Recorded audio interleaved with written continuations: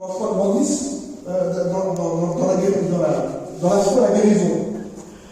J'ai besoin que dans la guérison, j'ai besoin de plus de foi. Amen.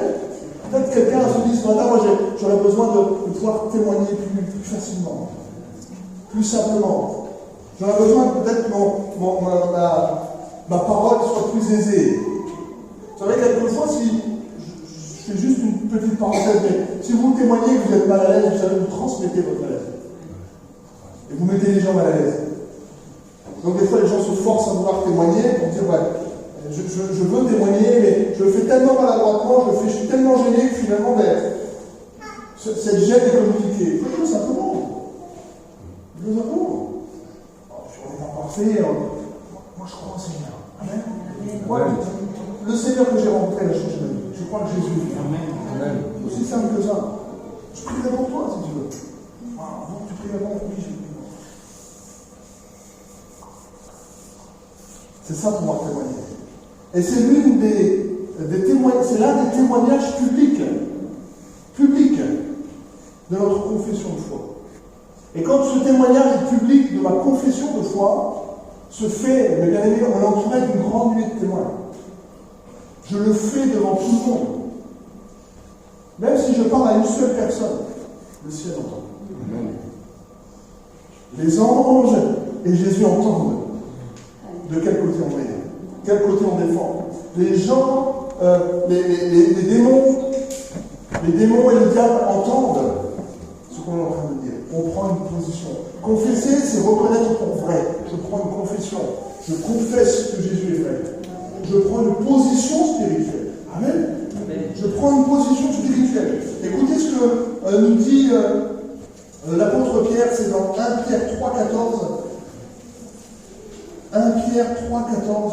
Pierre dit d'ailleurs, quand vous souffririez pour la justice, vous seriez heureux.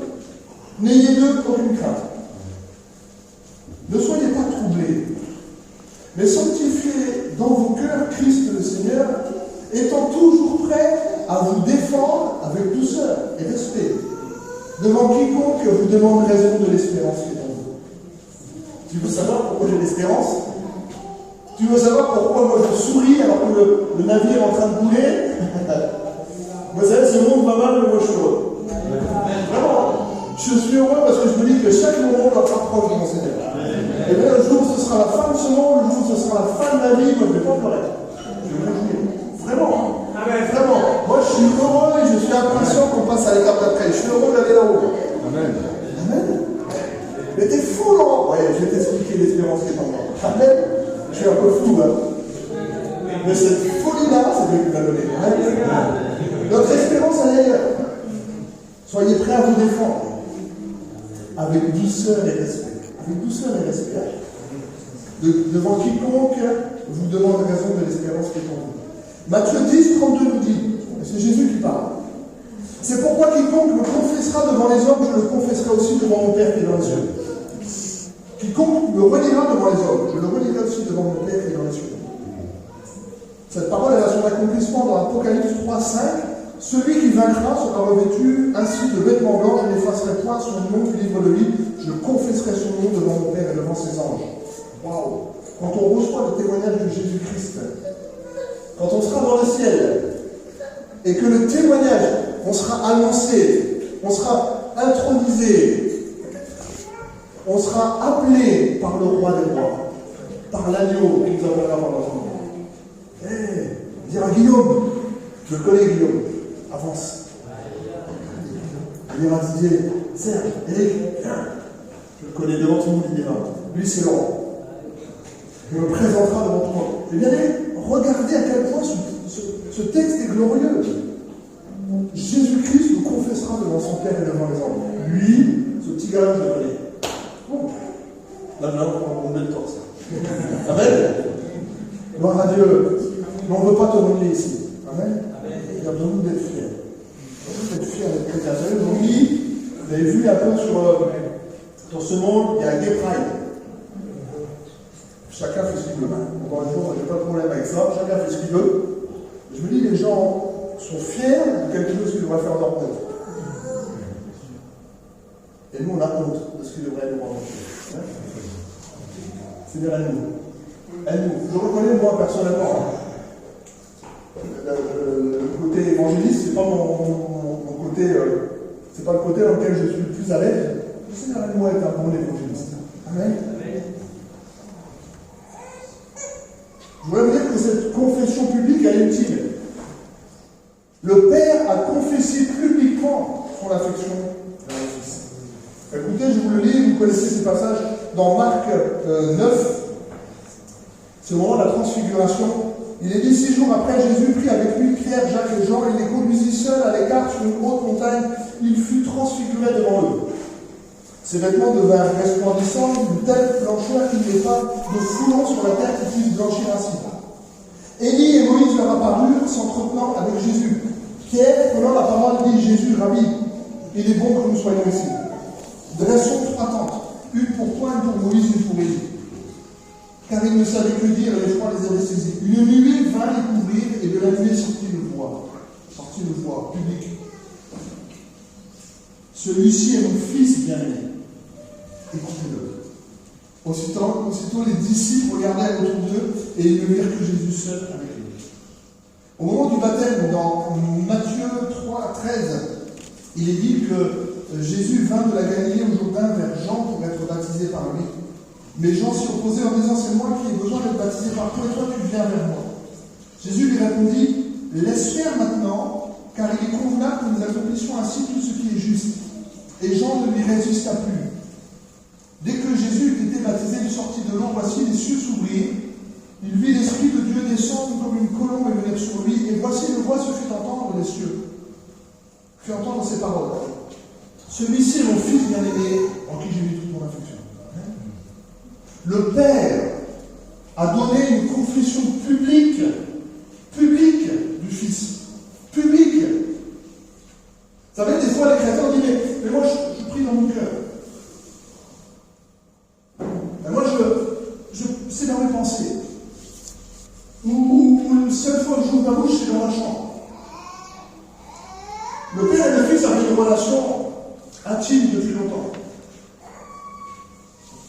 Le Fils n'avait pas besoin d'une reconnaissance publique. Il savait très bien qui il était. Il connaissait le Père parfaitement. Il savait d'où il venait. Mais le Père le fait entendre publiquement, avec cette confession, avec cette, j'ai envie de dire, cette autorité. Il dit, celui-ci est mon Fils bien-aimé. Vous savez, le Fils, ça réchauffe le cœur. Ça réchauffe le cœur de Jésus. Mais je crois que dans une confession publique, il y a une autre chose aussi. C'est que vous entendez, les autres qui sont autour entendent ce que le Père dit du Fils. Amen. Amen. Quand il y a des appels dans l'Église, des appels pour des ministères, c'est bien qu'ils soient publics. Hein. C'est bien qu'ils soient publics. Demain, vous ne devez pas seulement dire, voilà, à tel ministère, le Seigneur veut l'utiliser. On a besoin que dans l'Église, devant tout le monde, Dieu confirme, celui-ci, j'ai des plans pour lui. Un tel, je vais faire ça avec lui. Amen. Et c'est ce que le Père fait avec Jésus. La confession publique, elle est intéressante. Aujourd'hui, vous et moi, vous qui êtes à l'église et qui venez à l'église régulièrement, vous avez besoin de savoir ce que je dis publiquement. Vous avez besoin de connaître quelles sont mes positions publiques sur certains points. Vous avez besoin de connaître. Et si ces choses-là, je les garde seulement dans mon cœur, vous ne savez pas qui vous suivez. Et donc, c'est pour ça que publiquement, vous devez entendre la prière. Publiquement, vous devez entendre la louange. Publiquement, vous devez savoir qui je suis. Parce que peut-être que c'est un fou, ou peut-être c'est quelqu'un qui est envoyé par Dieu. Et vous devez le savoir. Mais publiquement, c'est important que ce soit public. Eh oh, c'est important que ce soit public. C'est important que ça serve de témoignage aux uns aux autres.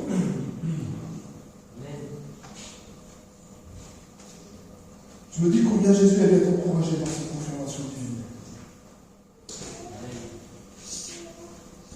C'est bon que les appels soient publics aussi. C'est bon que les prophéties soient publiques. C'est bon qu'on sache ce que Dieu dit de telle situation, ce que Dieu dit de telle ou telle personne. C'est important, on en a besoin de le savoir. Amen. Amen. Penser ne suffit pas. Le reconnaître intellectuellement ne suffit pas. Le faire dans ma chambre ne suffit pas. Il faut aussi être capable de le faire publiquement.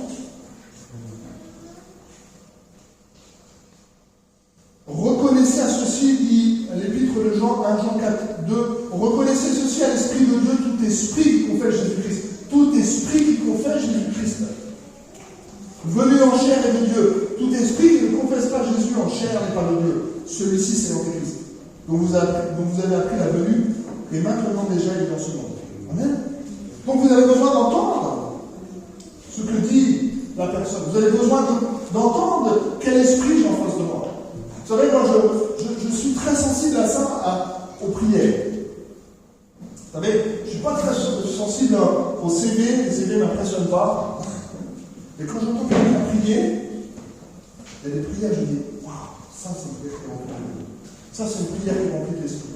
C'est ça qu'on a besoin d'entendre. C'est ça, moi, qui en tout cas atteste. Il y a des gens, des fois, j'entends prier, je dis ça, je sens dans mon cœur. Je dis ça, c'est quelqu'un qui a une vraie communion avec son Dieu. Quand j'entends prier certains d'entre vous, des fois ça me touche, je dis ça, c'est quelqu'un qui a une communion avec son Dieu. Amen. Et ça, on l'entend dans la prière publique. Alors, effectivement, c'est pas pour tout le monde, c'est pas toujours facile.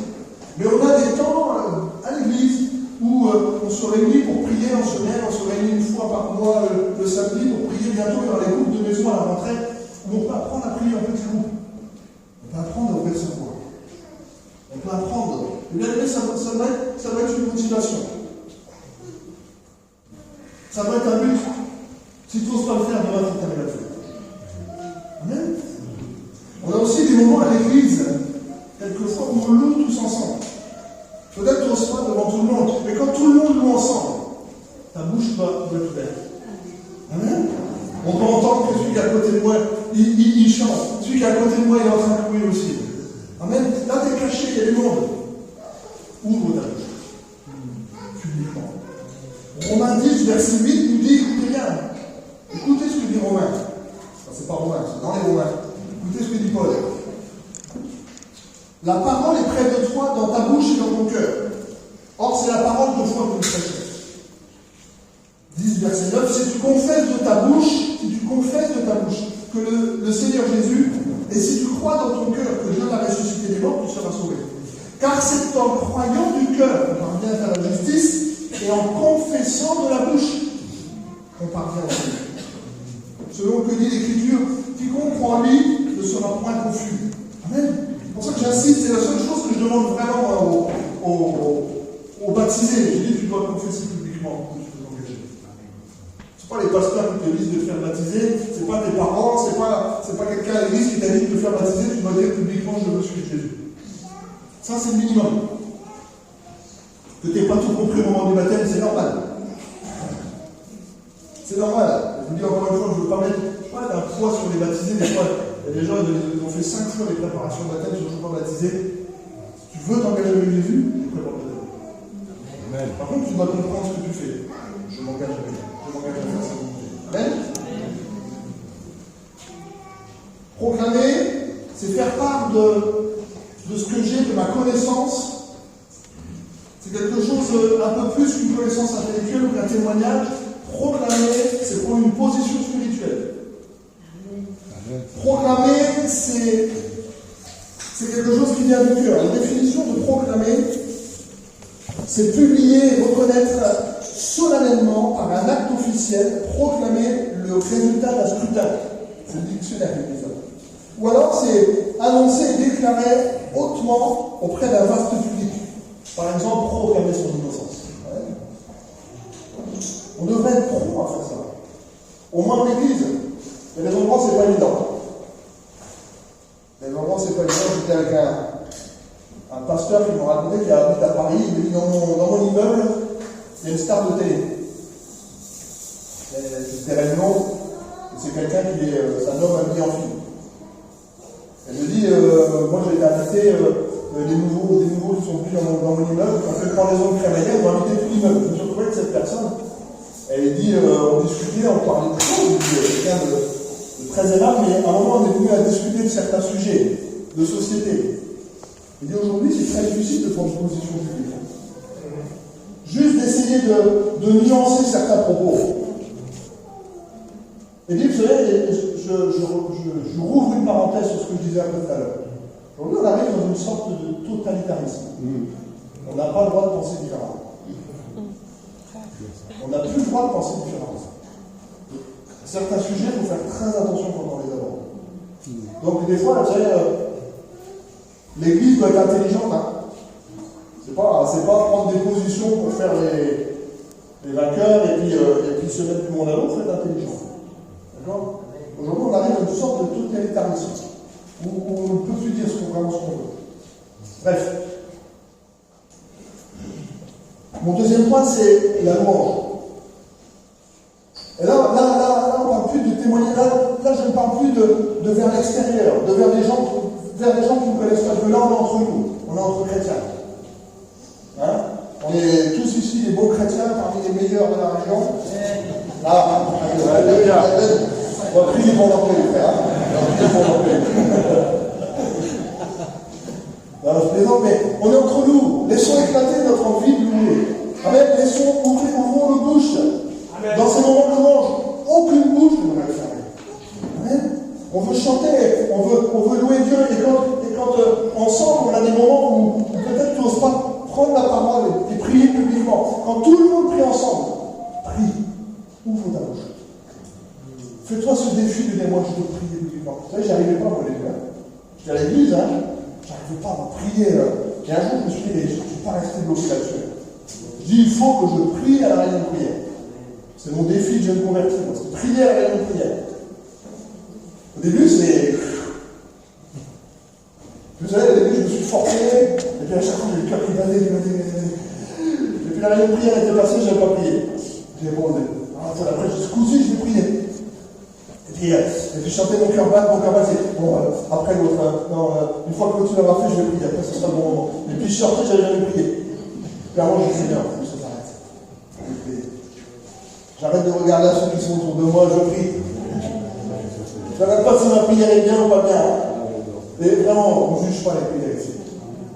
Amen. Il manque bien du cœur, on est content de prier ensemble. Et puis nos prières s'améliorent avec le temps. Je faisais le constat il y a quelques temps, et je veux le refaire encore aussi, là publiquement, c'est de dire que j'ai vu l'Église grandir et évoluer au niveau de la prière. Vraiment.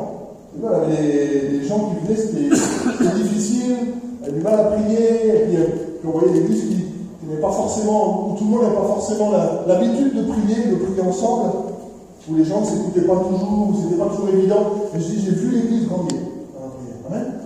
Et bien sûr qu'on vit des moments extraordinaires. Et dans la prière ensemble. Amen.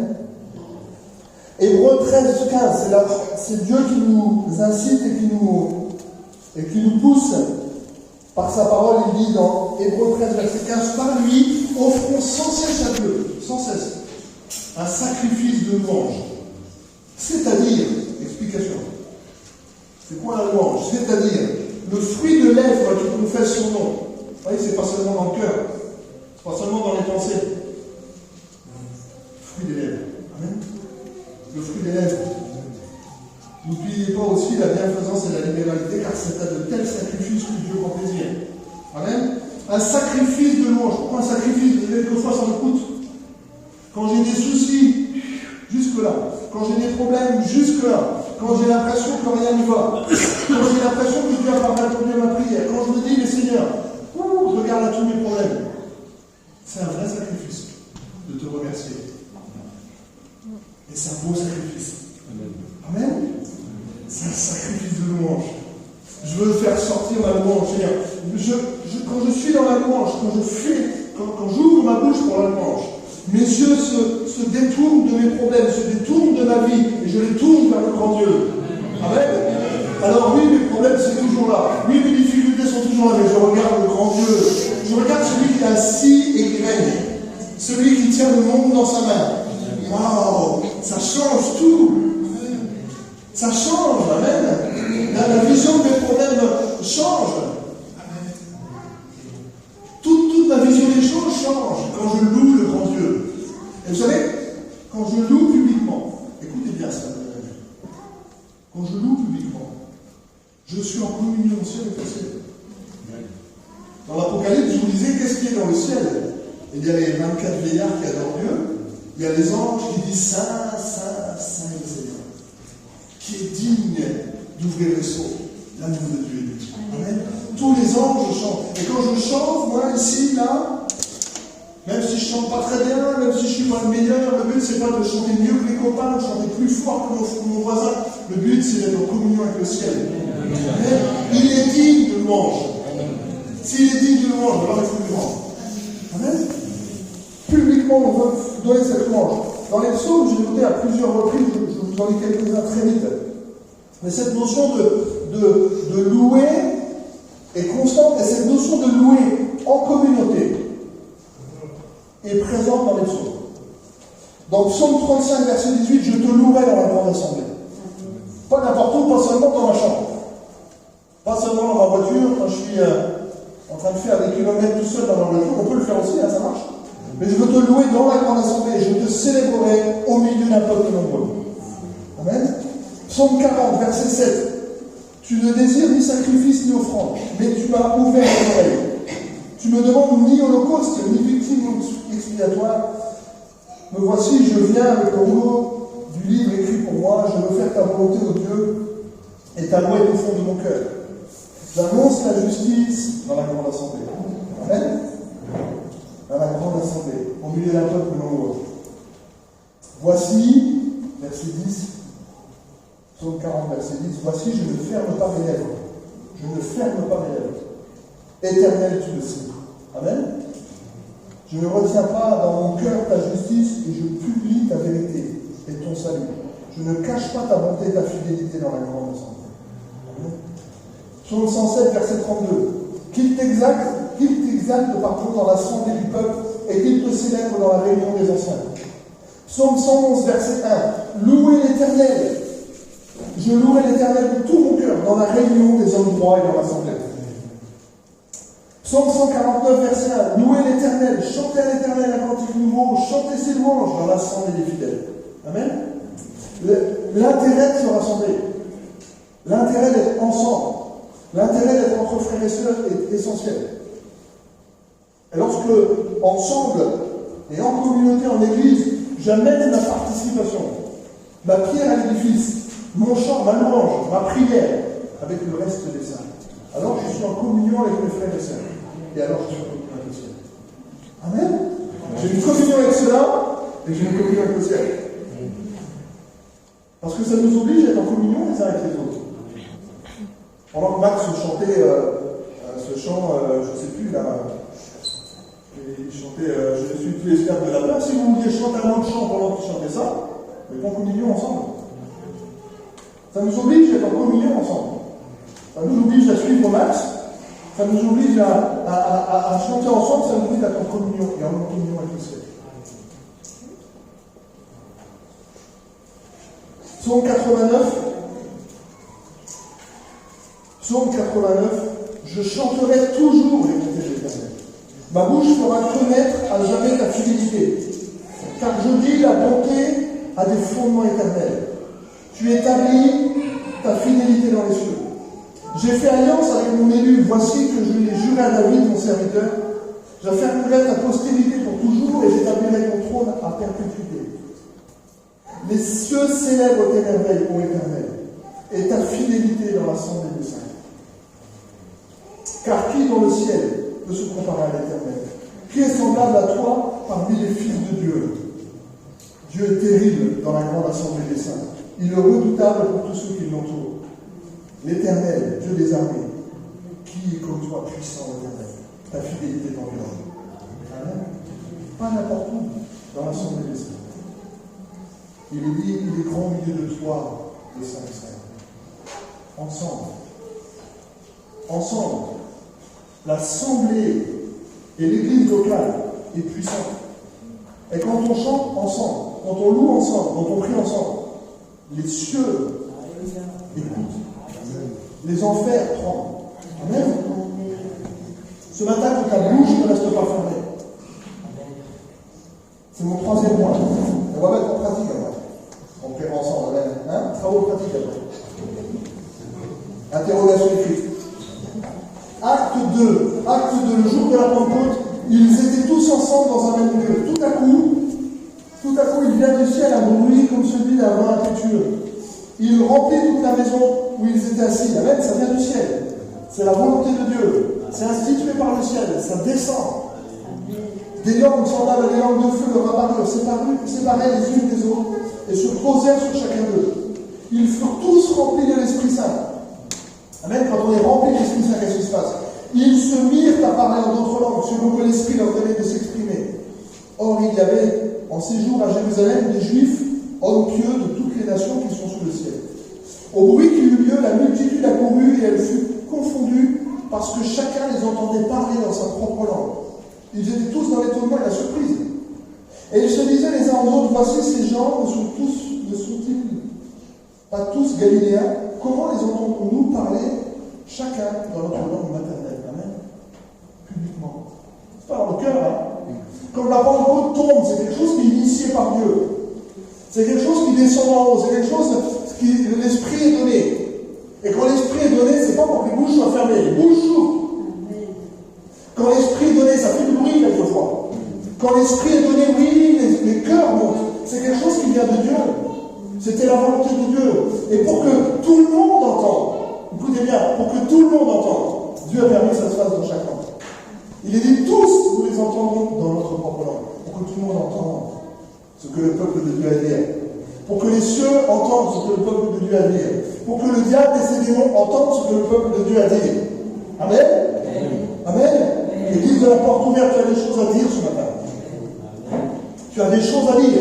Et demande à que Dieu remplisse ton cœur pour avoir encore plus de choses à dire. Je dis, Seigneur, j'aimerais avoir d'autres mots quelquefois. Parce que je sens que quand je prie, mes mots sont bien faibles. Mais c'est là que vient le Saint-Esprit, qui vient à notre secours, qui remplit ma bouche. Alors quand je sens que mes mots sont trop faibles, qu'il y a des mots qui auraient besoin d'être inventés pour décrire Dieu, parce que je sens que ce que je ressens, ce que je voudrais dire à Dieu, j'arrive pas à le dire. L'Esprit vient, l'Esprit parle, l'Esprit remplit ma bouche. Et je chante des choses que je ne sais pas, je parle une langue que je ne connais pas, mais je sens la présence de Dieu. Et je sens que je réjouis le cœur de Dieu. Amen. Amen. Amen. Peuple de Dieu, Église, il faut qu'on soit une Église qui prie, une Église qui chante. Amen. Et on l'est déjà, hein. On l'est déjà. Bien sûr, on l'est déjà. On a eu des visiteurs qui sont venus ici, des pasteurs qui sont venus en visite, ils me disaient ça, ils me disaient, wow, mais l'église, ça chante, hein, chez toi. Wow, ça prie chez vous. Vous savez, notre frère, ceux de Dijon, vous vous souvenez de Marie-Louise et puis Philippe Montuir, Marie-Louise était venue à la réunion des femmes le samedi matin. Et puis, je crois qu'on mangeait ensemble le samedi soir. Et puis elle me dit à Philippe, à son mari, elle me dit, oh, je crois qu'on aura un bon culte demain. Elle dit, comment j'ai entendu les sœurs prier? Bon, ça, c'est l'église qui s'est priée. Amen. Amen. C'est un témoignage extérieur, hein, qui dit, oh, ils savent prier ici. Ils savent chanter. Amen. Je vous bénis pour ça. Et on veut progresser encore. Amen. On veut progresser encore. Quand Corneille et sa famille se convertissent, tout le monde les entend prier et chanter. Amen. Ils les entendent parler en langue. À la conversion de Corneille. Je note aussi avec vous, il y a plusieurs grands cantiques dans la Bible, des grands cantiques d'hommes, de femmes qui ont vécu des victoires et qui ont un cantique public qui est retranscrit dans la Bible. Le cantique de Anne, quand elle donne naissance à Samuel, c'est un magnifique cantique. Là, le cantique, j'ai noté juste le début, le cantique de Moïse. C'est dans Deutéronome 31-30. Voici ce que dit Moïse. Moïse prononça dans leur entier les paroles de ce cantique, en présence de toute l'assemblée d'Israël. Alors il fallait que ce soit public. Écoutez mon cantique. Et il commence en disant, cieux, prêtez l'oreille, je parlerai. Terre, écoute les paroles de ma bouche. Que mes instructions se répandent comme la pluie, que ma parole tombe comme la rosée, comme des ondées sur la verdure, comme les gouttes d'eau sur l'herbe, car je proclamerai le nom de l'Éternel. Rendez gloire à notre Dieu. Amen. Amen. Vous savez, quand on loue, quand on chante, quand on prie ensemble, ça nous motive, hein. Quand j'entends les belles prières de certains d'entre vous, ça me donne envie de prier encore. Et vous savez, on apprend les uns des autres aussi dans la prière. On a tous un jour eu des modèles dans la prière. On a tous eu un jour des gens qui nous ont bousculés dans nos prières. Alors, des fois, je pensais prier, je pensais bien savoir prier, puis j'ai entendu certains gens prier, je dis, waouh, oui, c'est bien. J'ai entendu, il y a eu des prières, des fois, qui m'ont bouleversé, quand j'entendais quelqu'un prier, j'avais l'impression que Dieu était là. Je parle souvent de ce pasteur Michel Relevier qui m'a beaucoup influencé, ce pasteur suisse. Quand il priait, je vous assure, vous avez la chair de vous. Vous sentez qu'il parlait à son Dieu. Vous sentiez qu'il était là face à face avec Dieu. On pouvait être nombreux, mais quand il priait, il était avec son Dieu. Amen. Aujourd'hui, on veut faire taire le Saint-Esprit, on veut faire taire le parler en langue. On dit qu'il ne faut pas faire trop de bruit dans les églises. Je ne dis pas que ça va être le désordre non plus. Et aujourd'hui, on voudrait des églises où il ne faut plus rien faire. Il y a plein d'affaires qui est avec nous aujourd'hui. La première fois qu'il est venu, il m'a dit, parce qu'il m'a touché la première fois, par contre, c'est que je t'ai entendu parler en langue. C'est bon. Ça peut être normal. Il a dit, il y a longtemps que j'ai entendu partir parler en langue. Ouais, moi je parle beaucoup en langue. J'en ai besoin. Je termine, c'est ma conclusion.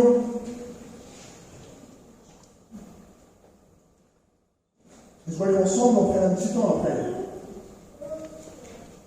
Ma conclusion, c'est Paul et Silas. Acte 16, vous connaissez ce passage.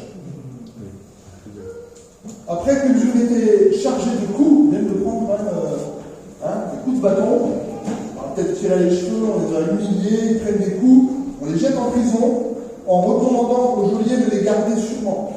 Le geôlier, ayant reçu cet ordre, les jeta dans la prison intérieure et il leur mit les sceptres aux pieds, les fers aux pieds.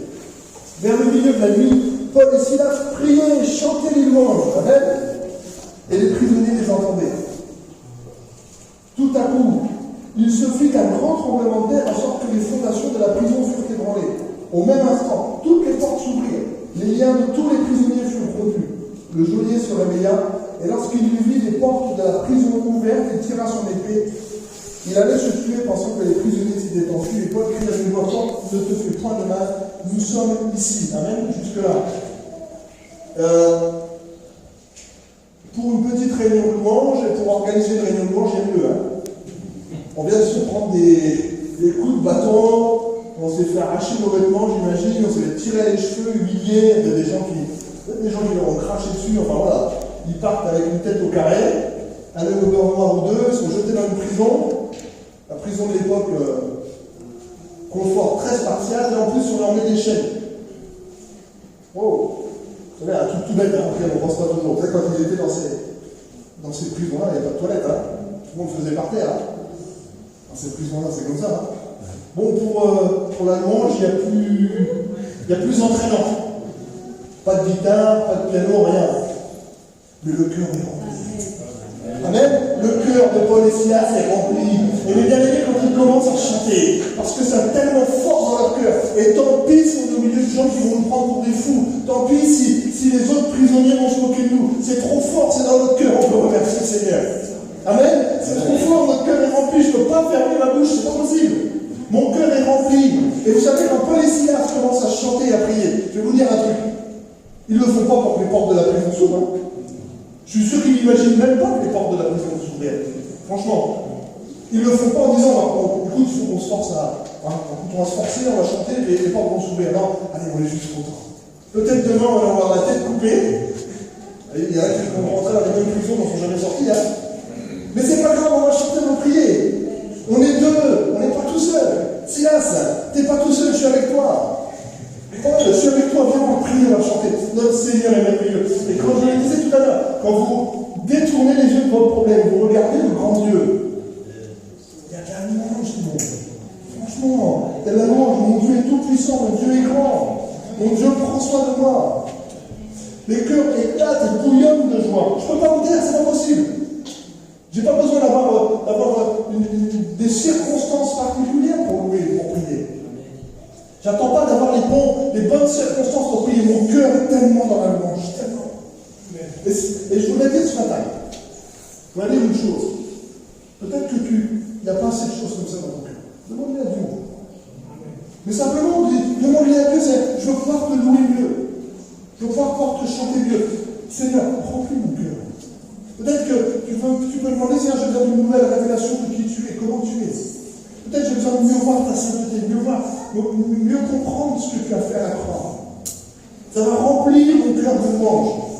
Je vais pouvoir louer, je vais pouvoir adorer. Demande-le à Dieu, les temples. Demande-le à Dieu, je dis, mais Seigneur, moi je ne veux pas que ma bouche soit fermée. J'ai décidé que ma bouche ne serait pas fermée. J'ai décidé que le dimanche, je vais chanter en même temps que les autres, je vais prier en même temps que les autres. J'ai décidé ça. J'ai décidé que je n'attends pas les bonnes circonstances pour te louer. Et je sais une chose. Pendant que je vais te louer, Seigneur, tu vas t'occuper de mes problèmes. Amen. Tu vas t'occuper de mes chaînes. Tu vas t'occuper des portes de la prison. Tu vas t'occuper de mes ennemis. Tu vas t'occuper de ceux qui m'ont mis ici. Tu vas t'occuper. Moi, je m'occupe d'une chose. Moi, ma fonction, je suis un sacrificateur pour l'Éternel. Je vais chanter, louer Dieu. Et je veux faire mon boulot. Aide-moi à le faire bien. Seigneur, aide-moi à le faire bien. Peut-être certains d'entre vous, vraiment, c'est difficile publiquement.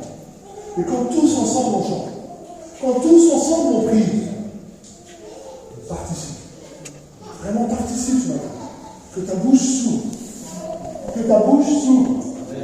Et qu'un jour peut-être tu le feras devant tout le monde. Mais ensemble, dans la grande assemblée, mon Dieu, il y a des victoires.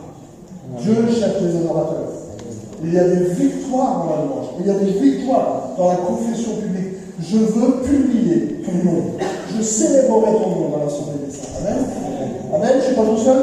Amen. Et nous va vous faire confiance de ton nom, Seigneur. Quand tu nous aides, tu nous remplis notre bouche.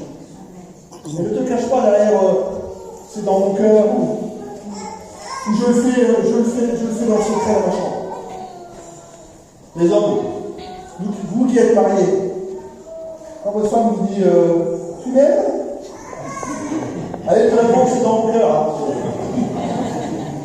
Vous allez voir si ça marche. La femme, elle va m'entendre. Hein. La femme, elle va te casser les pieds jusqu'à ce qu'elle t'entende. Et si tu dis non, mais c'est dans mon cœur, t'inquiète pas, chérie, c'est là, tu dis. Ah,